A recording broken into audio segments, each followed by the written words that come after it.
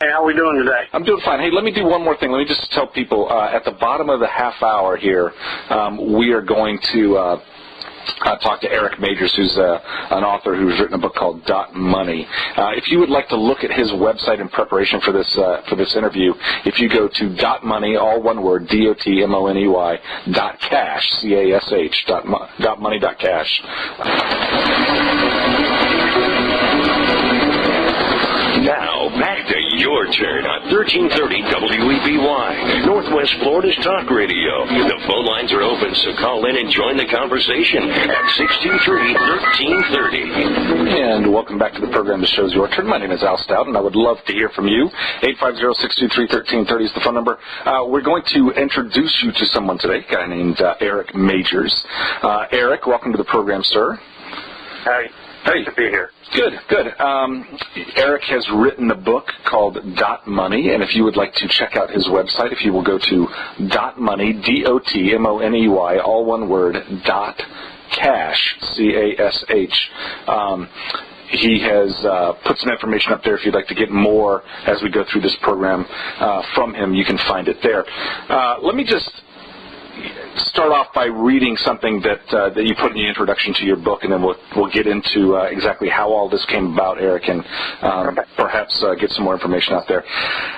You envision a system that replaces what we currently have in the financial world, the way most countries are organized in their financial dealings, with a system that will do the following.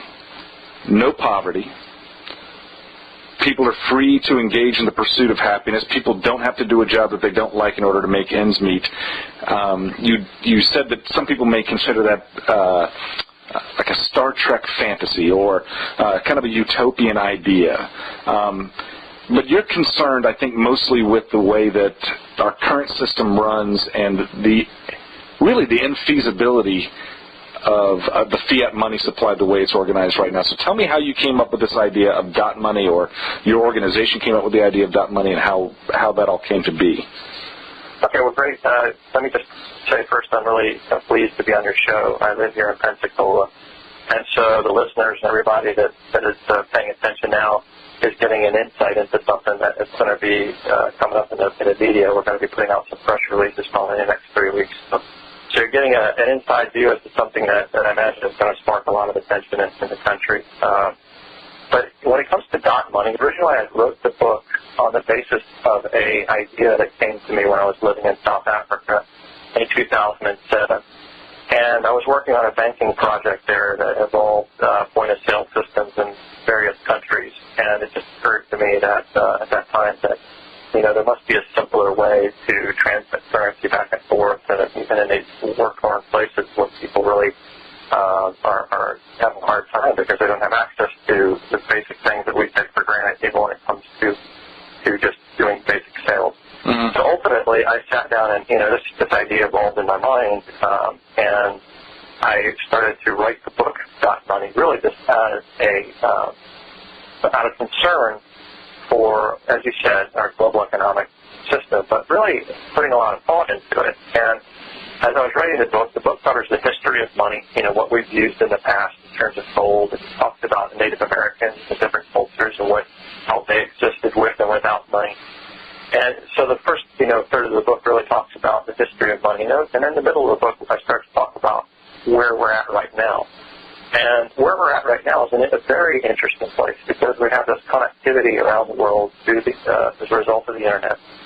And we're really poised at a point in history where ordinary people like ourselves, like you and me, we don't just have to watch the news anymore and watch the government systems work or not work.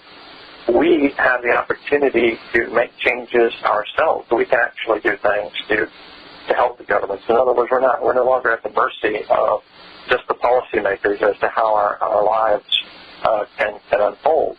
And so right now, when it comes to money and economics and the global monetary system, I think everyone can feel a change coming on. There's a whole consciousness out there of people realizing that, hey, what we've been relying on up until now is no longer working.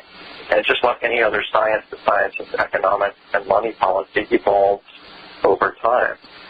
So now with the broadening of the consciousness of many people around the world, we've come to a point where it's plain to ordinary people that, hey, this debt-based money system is not working out. It's resulting in very high taxation. Our current monetary system that we are using around the globe has really only come about since the 40s. Right. Before that, we had, primarily gold-backed currencies. And let me just interrupt you here for just a second, and we may take some phone calls. If you are calling into the program now, just make sure that we're going to stay on topic today and with Eric on this subject. The idea about changes to the system being in the wind, and you see that, I think, with things like Bitcoin. And these alternative currencies that are out there that are based on something besides government fiat. So talk to me about how those types of systems compare to the idea of dot money, like Bitcoin, for example.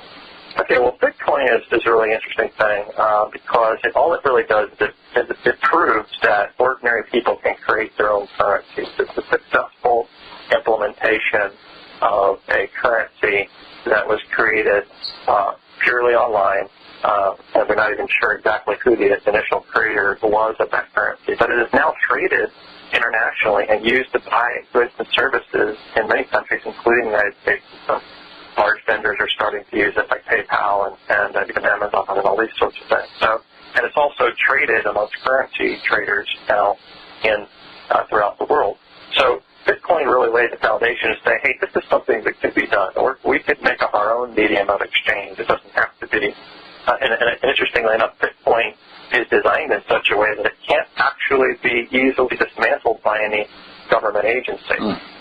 It is designed in such a way that the only point where it could be disrupted by the government is on the point of sale within each individual country. And the United States and most sophisticated countries have sort of left that alone and just are dealing with because the value is vested by the people who are using it. And this is one of the things that I took from your book as well, that the idea of dot money really gets its value from the people that are using it.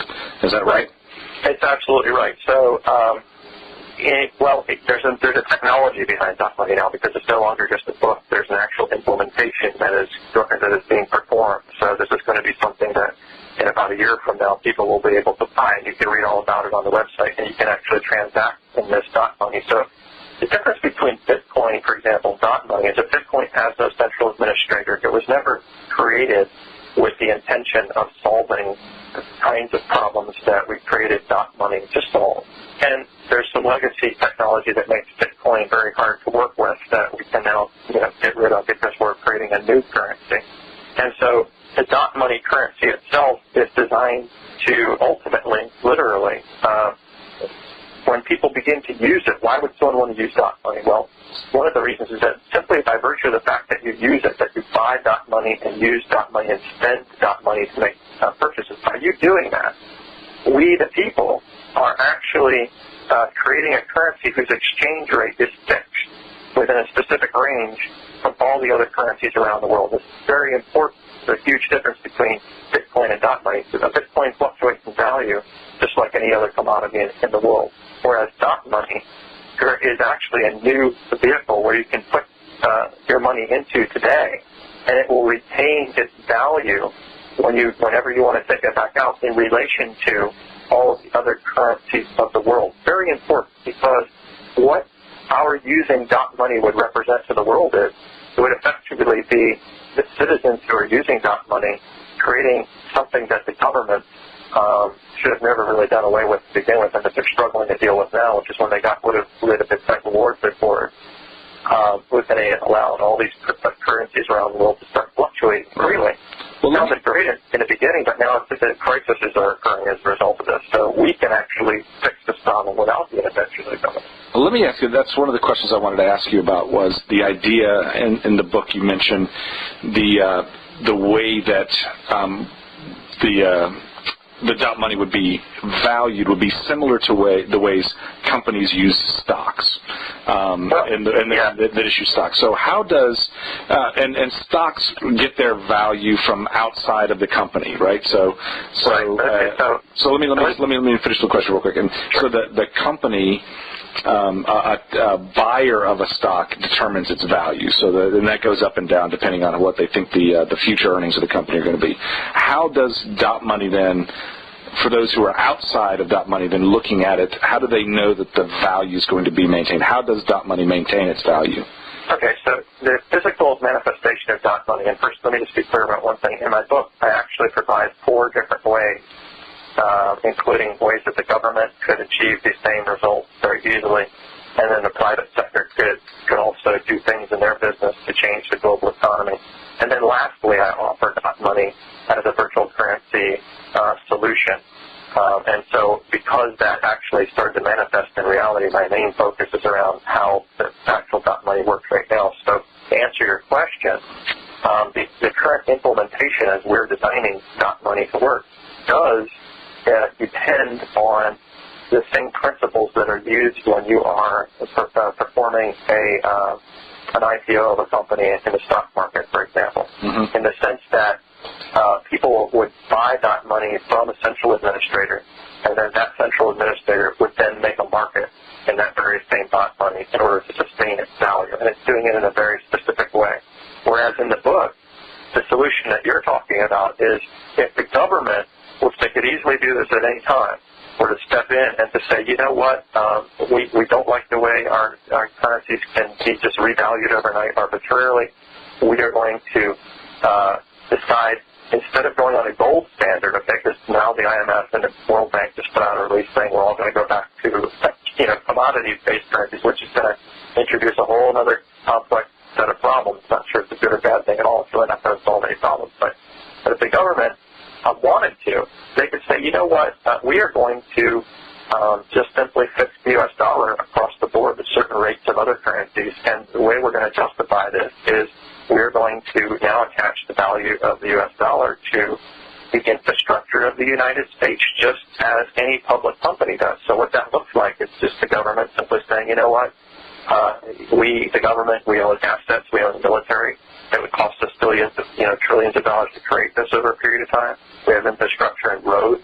We have infrastructure in capability. In other words, the country itself has the capability to produce goods and services that have never yet been seen before. Right, and I think you mentioned human capital, as being one of those. Right.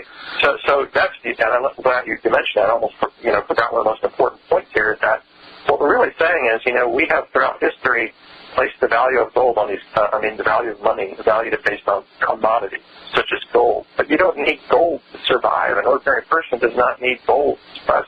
So why gold? Well, at the end of the day, who really makes the decision as to how much money is actually worth? Who does it? You and I do it. Ordinary people do. We're the ones that assign value to gold or so forth. We're the ones that agree to exchange paper dollars in exchange for goods and services. Now, we're led to believe every day that there are some dealings going on in the back offices of banks and governments and so forth that affect how much we can purchase for this money. But the truth of the matter is, for ordinary people like you and me, we're going to spend that money until the government tells us it's worth it. Until somebody says it's worth it. So we are the ones who create the value of the dollar. And so therefore, if we were to switch to this new system, what we're really saying is, you know what, we're just acknowledging that a human being, when they're born, you can actually assign them a numeric monetary value. And let's not get into the debate philosophically about whether this is good or bad, but let's just look at a human being and say that someone lives for 100 years. Well, even if that person doesn't go out and get a job and they don't pay taxes, okay, they're going to have to buy food. They're going to have to live somewhere. They're going to have to wash their clothes, hopefully do all kinds of other things. And so that person, even that couch potato, has an inherent economic value associated with him. And he is just as valuable as someone who goes out and works. He is as valuable to the economy as someone who goes out and works. And so because he is a consumer, because he buys things, he helps to stimulate, or she helps to stimulate the economy. Right. So therein is the value of money. Let let me just stop you there. I got to take a break. I'll bring you back. How's that? Okay. Let me put you on hold. We're talking to Eric Majors. He has written a book called DotMoney. If you'd like to get more information about his book, about his plans, and about the proposal that he has for restructuring and changing the way in which we look at money in our world, you can go to DotMoney, DotMoney, .cash, decimal cash, CASH. You listen to Northwest Florida's Talk Radio. I'll take your phone calls if you'd like to talk to Eric or me about this subject. You listen to Northwest Florida's Talk Radio, and we will be right back. 623-1330. And welcome back to the program. The show's your turn. My name is Al Stout, and we are still talking to Eric Majors, the author of DotMoney. If you'd like to get more information on him, and his website is DotMoney, DotMoney, .cash. If you'd like to get more information about this movement in an alternative currency that we're talking about today. If somebody does want to, let's say, put their backing behind this effort, how do they go about doing that, Eric? Well, we have on our website the ability for people to go in and become a crowdfunder of the project. The project is a foregone conclusion. We already have volunteers from around the world that are working on the software and members of the team. And we're getting, a lot of offers from different financial groups that want to sort of participate. And we just have to be careful. We're actually working with governments around the world on this. We're not against the government. DotMoney will ultimately be able to provide a solution that is very valuable for them.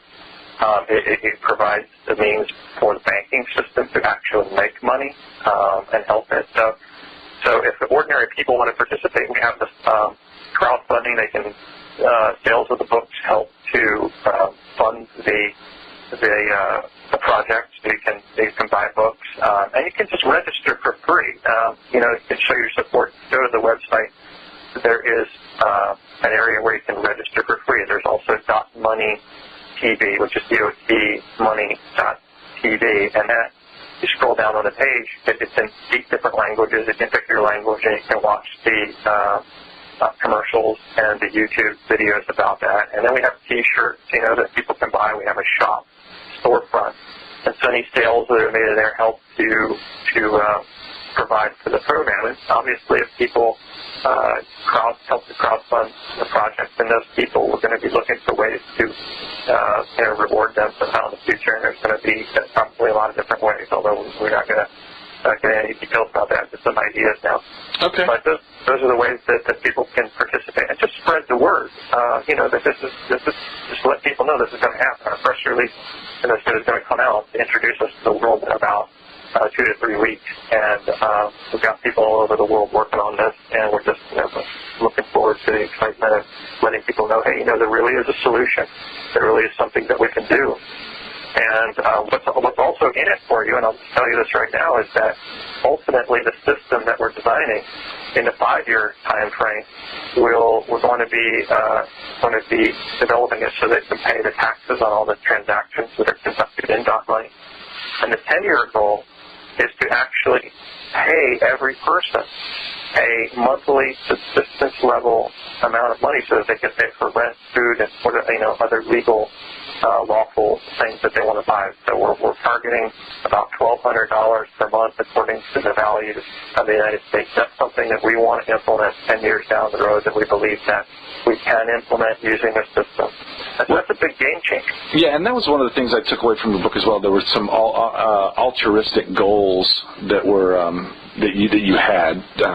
Helping to eliminate poverty and things of that nature. So, yeah, I'd love to discuss that for just a minute because, you see in our culture right now, these people occupy Wall Street. You see people in Europe demonstrating against the government, and they don't really have a clear voice. I'm not for or against them, but I listen to them very carefully. And one of the things that we can probably all agree with when we see these people is that, hey, they tend to appear to us as though they have a feeling of entitlement, like they just deserve something for nothing. But they also are touching on something that I think we can all agree on, and that's that the current system of economics just isn't working, and they're very angry about this. And in my book, I go into this in great detail, and I think that what they are trying to articulate is a very real thing that does exist in this world that very few people have been able to articulate, and that is it's based on this. Our current manifestation of government around the world, be it good or bad, be it communist or capitalist or whatever the different versions of government that we all subscribe to and use to live our lives, that those institutions of government serve one very critical purpose, and that is to regulate the use of property. And this is a very important concept because if you imagine the United States when we came in and met the Native Americans, they thought this was a completely foreign concept. How could you regulate the use of property? They felt that God had given us the land to survive on, and it belongs to all of us. How could you say that you own this plot of land or this, I write about this in the book, and they have some incredible quotes that they put in there. And so our Western idea of you own this and I own the shirt on my back, well, it works. It keeps us from fighting each other. It has utility and usefulness, but we have failed since we've implemented this system of property ownership and property protection. We've failed to do one very critical thing. A, we have actually come to believe that we own these things in reality. We all know we can't take them with us when we die, so technically they weren't ours before we got here. So really just the fact that we have a government system that allows us to live in this facade of you own this and I own that, it's good. Okay, there's utility in it. But the problem is that if you're not born into wealth or you're not born into property ownership, or let's say you are wealthy and you have property, but then you lose all of your assets, well, now you are automatically at a disadvantage to everyone else in this system. Whereas if you lived in a Native American culture, you could just go off on your own and live off the side of the land and make your own wagon and you could survive. And I gotta end the conversation. If you would like to get more information on this, I urge you to pick up Eric's book. If you go to DotMoney.cash, you can order it from there. Hey, Eric, thank you very much for coming on the program. You bet. All right.